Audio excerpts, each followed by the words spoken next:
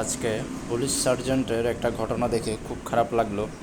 সাধারণ মানুষকে police sergeant মনে করেন, মানুষই ভাবে না, ওনাদেরকে মনে হয় অমানুষের মতো দেখে ওনারা। ঘটনাটি হচ্ছিল, আমি ছিলাম আগ্রাবাদ থেকে বড়পল্লির দিকে যাচ্ছিলাম।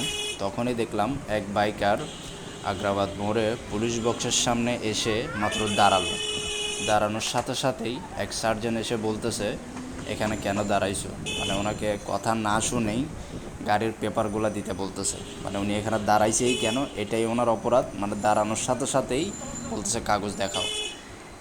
বাইকারদের উপর পুলিশদের এত ক্ষোভ কেন আমি এখনও বুঝতে পারিনি।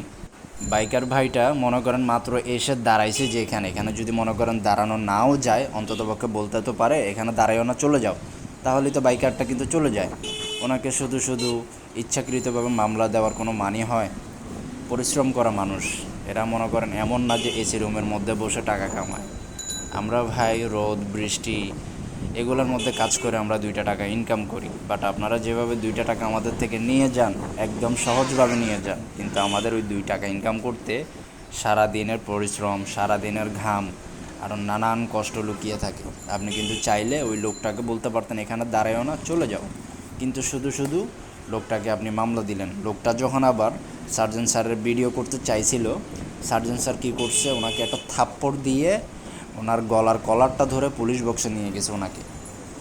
পুলিশ বক্সের ভিতরে নিয়ে যাওয়া মানেই আপনারা বুঝতে পারতেছেন যে পুলিশ বক্সে নিয়ে যাওয়ার পর বক্সের মধ্যে কী কী হয়, এটা আপনারা ভালোই জানেন। এটা আর নতুন করে আমার বলার কিছু নাই।